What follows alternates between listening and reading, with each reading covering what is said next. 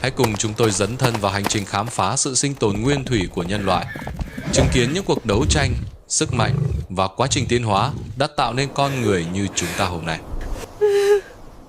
Một ngày mới lại lên trên thảo nguyên cổ, mặt trời nhô khỏi rìa đồi, ánh vàng mỏng rải trên cỏ ướt sương. Tổ tiên loài người, những người Homo habilis, cùng nhau thức dậy. Tiếng gió lùa qua các bụi gai, tiếng chim sớm gọi bày. Trên tay người mẹ Homo habilis là một em bé sơ sinh, da hồng mờ dưới lớp lá bọc thô sơ. Cả bộ tộc khởi hành đi kiếm ăn.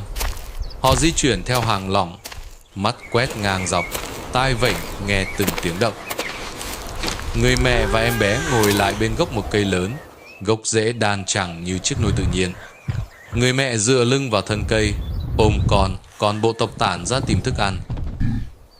Những người rành rẽ hơn tiến vào cỏ cao.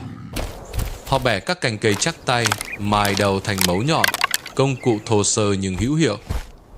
Họ đi khom lưng, rồi nằm rạp xuống, dường như đang rình mò thứ gì đó ở đầu gió.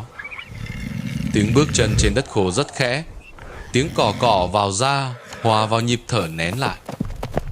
Bất chợt, phía trước một con ngựa hoàng xuất hiện, đầu cúi thấp tìm cỏ non. Tất cả lập tức xúm lại, mở vòng cung lặng lẽ bao vây.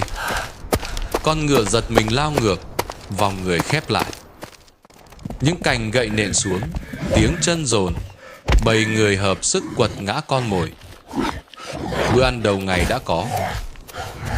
Họ nghỉ một lúc dưới gốc cây, nơi người mẹ với em bé đang chờ. Mồ hôi thấm bờ vai, nhịp thở dần đều. Vài người tách ra kiếm củi. Từng bó cành khô được kéo về, xếp hình chóp. Họ tạo lửa bằng dụng cụ thô sơ. Tia lửa bén mồi khô, khói mảnh cuộn lên. Thịt được xẻ bằng mảnh đá sắc, xiên vào que dài, đặt trên than hồng, trở tay nhịp nhàng. Mùi thịt nướng thơm nức bốc lên vang cả cánh đồng rộng. Người mẹ Homo habilis đặt con ở mé gốc cây, dùng lá khô và rễ đỡ cho chỗ nằm êm hơn, rồi đứng dậy đi ăn cùng bộ tộc.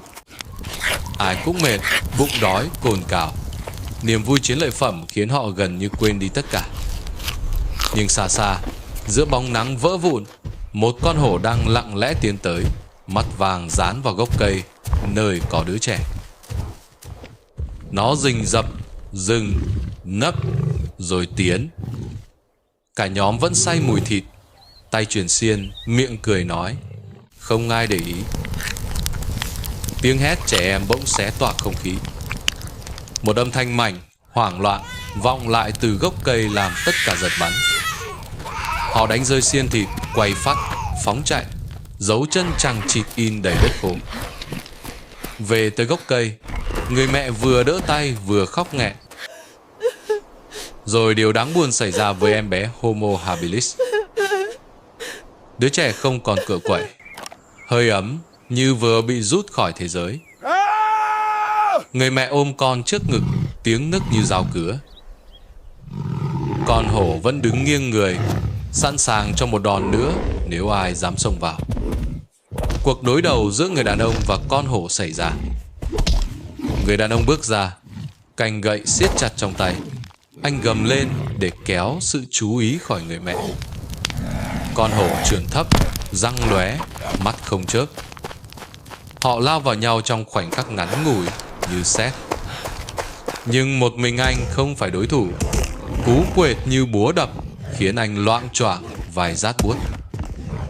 Anh vẫn đứng, chống gậy, thở kho khe, ghim con thú trong tầm mắt để kéo dài thời gian. Tiếng chân dồn dập kéo đến, cả bộ tộc ùa lại, tạo thành một vành cung.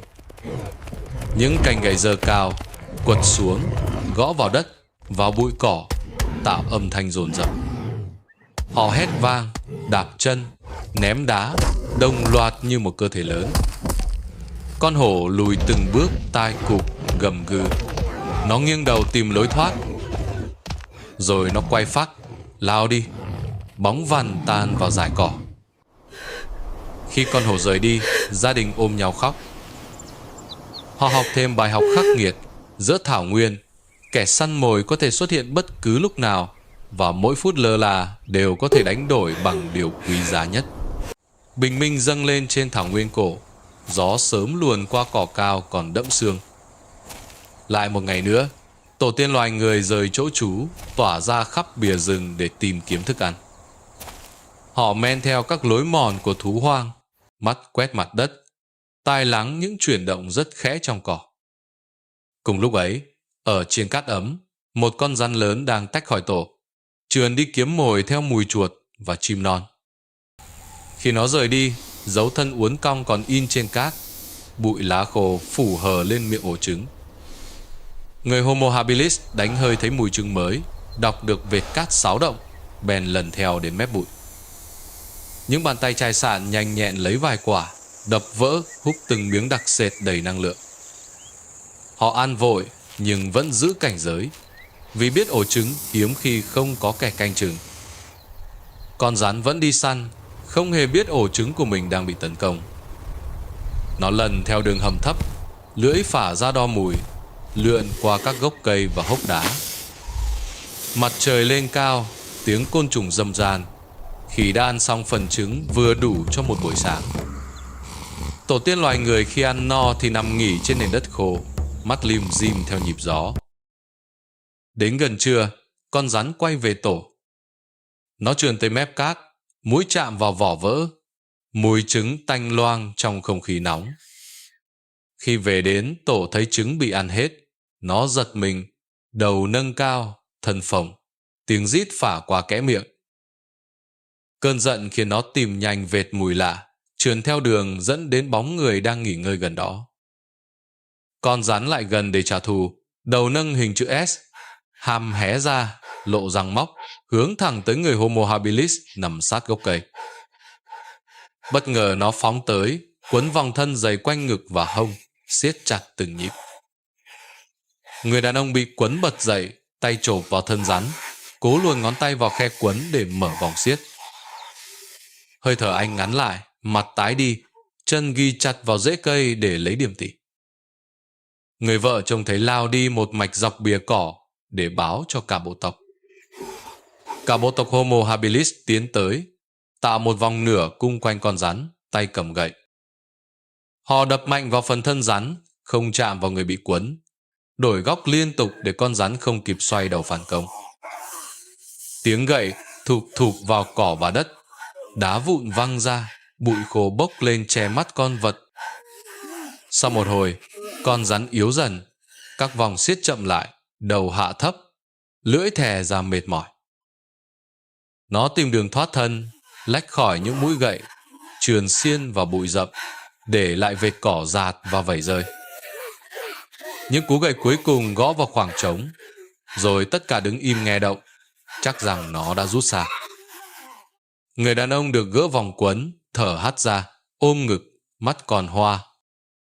Mọi người đỡ anh, dìu rời khỏi nơi nguy hiểm, men theo bờ đất cao để tránh bụi rậm, đổi vị trí nghỉ sang một khoảnh trống thông thoáng hơn.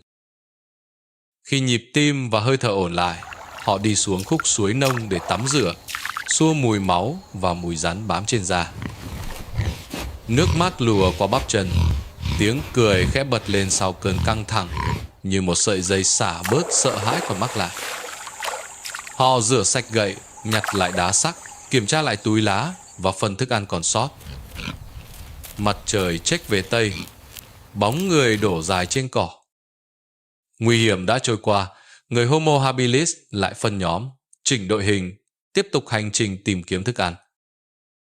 Họ không đi vào bụi rậm vừa có giao tranh, mà lượn theo mép gió, tìm trái dại, củ rễ và dấu chân thú để đánh dấu mục tiêu cho ngày mai. Tiếng chân trở về nhịp đều, mắt quét xa hơn thường lệ, và mỗi bước đi mang thêm một bài học. Không có bữa ăn nào là miễn phí giữa thảo nguyên.